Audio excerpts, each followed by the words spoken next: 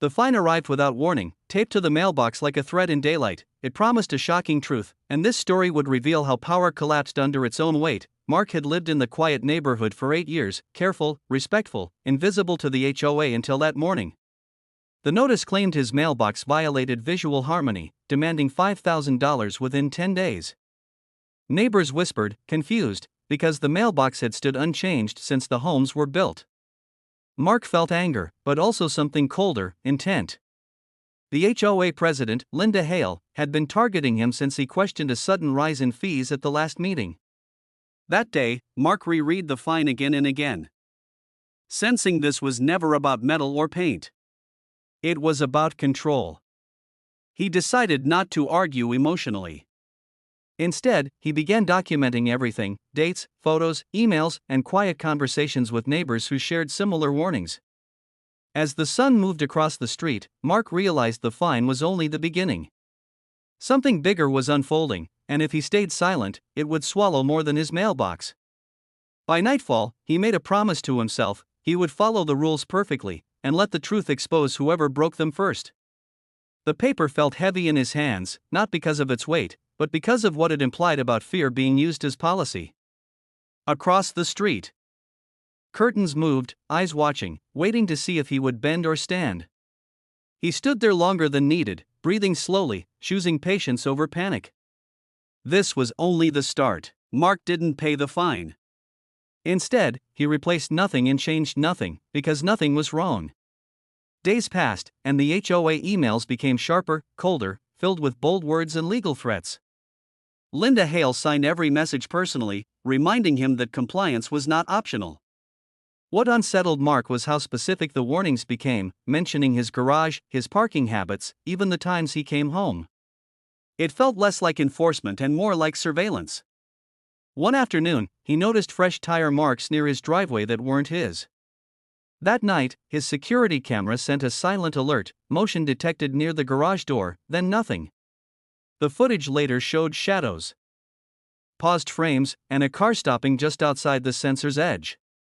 Mark shared this quietly with a neighbor, who admitted Linda had once threatened to handle things herself. That was when concern turned into resolve. Mark contacted a local legal clinic, not to complain, but to ask one question: what happens when an HOA crosses the line? The answer was simple: documentation wins. So he installed clearer cameras, logged every message, and waited. Meanwhile, Linda scheduled an emergency HOA vote to approve immediate towing authority. Flyers went out fast, fear spreading faster. Mark attended the meeting silently, watching his hands were raised without questions. Linda smiled as if victory was certain. But Mark noticed something she didn't. She never mentioned warrants, permissions, or notice requirements. She assumed authority was enough. And that assumption would soon cost her more than reputation. The break-in happened on a bright afternoon, not under darkness, but confidence. Linda believed daylight made everything look official. 2 men waited in a truck while she unlocked Mark's garage with a copied code taken from old HOA records. The camera captured it all. Her face. Her hesitation. The moment she stepped inside without permission. She told the tow operator the car was in violation and pointed as if the space belonged to her. But what she didn't know was that Mark was watching live from his phone, standing across town, calm and steady. He didn't rush home. He called the non-emergency line and reported an unauthorized entry in progress. Officers arrived before the tow truck could move. Linda argued loudly, flashing documents, insisting on her role, her authority, her position. The officers listened quietly, then asked one question that shifted the air: did you have the homeowner's consent or a court order? Silence followed. The garage felt suddenly smaller. Neighbors gathered at a distance, phones out, whispers spreading. When officers reviewed the footage on site, Linda's confidence cracked. She wasn't being targeted. She was being recorded. Her words turned defensive, then sharp, then panicked. The tow operator stepped back. This was no longer an HOA issue. It was a legal one. Mark arrived minutes later, not angry, not loud, just present. He watched as the story Linda had written for him reversed direction. The fine, the threats, the vote, all led to this moment. And the officers were no longer listening to her. They were asking her to step aside. As the officers separated Linda from the garage, her voice dropped. She tried reasoning, then bargaining, then blaming. She claimed community interest, emergency powers, misunderstood rules. None of it mattered. The law was simple. Entry without consent was entry without consent. Mark handed over printed logs, timestamps, emails, and meeting notes, all neatly organized. The officers exchanged a glance that said everything. This wasn't impulsive. It was deliberate. One neighbor finally spoke, admitting similar threats, smaller fines, quiet pressure to obey. Another nodded. The story widened. Linda's authority, once unquestioned, now looked reckless. When the officers informed her she was being detained for questioning, the crowd went silent. No cheers. No anger. Just disbelief. She had enforced rules for years, but never imagined the rules would apply to her. As she was escorted away, Mark felt no satisfaction, only relief. He hadn't wanted revenge. He wanted fairness. The tow truck left empty. The garage door closed untouched. That evening, HOA emails stopped completely. No fines. No warnings. Just silence. By morning, news had spread through the neighborhood faster than any flyer. The emergency HOA meeting scheduled for that night was canceled. People knocked on Mark's door, not to gossip, but to thank him. For standing. For documenting. For not backing down quietly. Mark realized something important. Power survives only when no one questions it. The moment someone does, it has to answer. And Linda had no answer left. Within days, the HOA board placed Linda on suspension pending investigation. Financial records were reviewed. Fines refunded. Policies rewritten. What started as a mailbox complaint unraveled years of unchecked behavior. Mark was asked to speak at a community meeting, not as a hero, but as an example.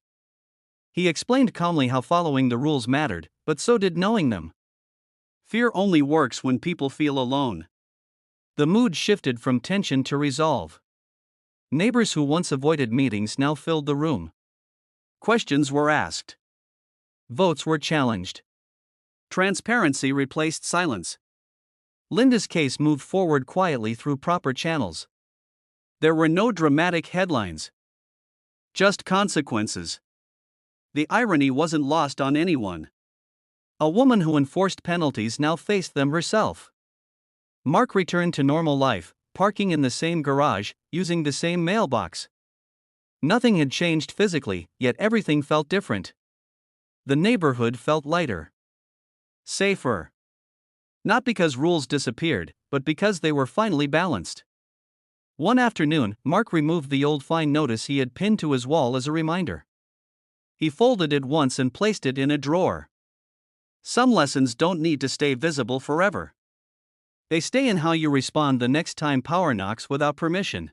Months later, a new HOA president was elected through open voting. Policies were clarified, enforcement limited, and consent made mandatory. Mark was offered a board seat. He declined politely. His role was never leadership. It was resistance with patience. Linda eventually pleaded to lesser charges and stepped away from the neighborhood entirely. No one celebrated her fall. They simply learned from it. The community installed shared guidelines, clear notices, and dispute processes. Cameras remained, not out of fear, but accountability. Mark's story spread online after a neighbor posted about it anonymously. Comments poured in from people who felt powerless in similar situations. The message was simple. Document. Stay calm. Know your rights. The story wasn't about a car or a garage. It was about what happens when authority forgets its limits. Mark read those comments quietly, recognizing pieces of himself in them. He never responded publicly. He didn't need to. The outcome spoke clearly. When systems are questioned respectfully, they either correct themselves or collapse. And this one had been forced to correct. Life moved on. Lawns were cut. Mail arrived daily. And the garage remained exactly where it had always been. Untouched. Looking back, Mark understood the fine was never the real conflict. It was a test. Would he obey without question, or pause long enough to see the truth? Linda had expected fear. She met patience instead. The arrest wasn't the climax. Accountability was. The neighborhood didn't change overnight, but it changed permanently. People learned that authority works best when watched, and rules mean nothing without fairness. Mark still checked his mailbox every morning, a quiet reminder of how small moments reveal big truths. The story ended not with anger, but balance restored. And that was the final twist in this unbelievable HOA story. If you loved the drama, don't forget to like, subscribe, and drop a comment sharing your thoughts. It really helps this channel grow.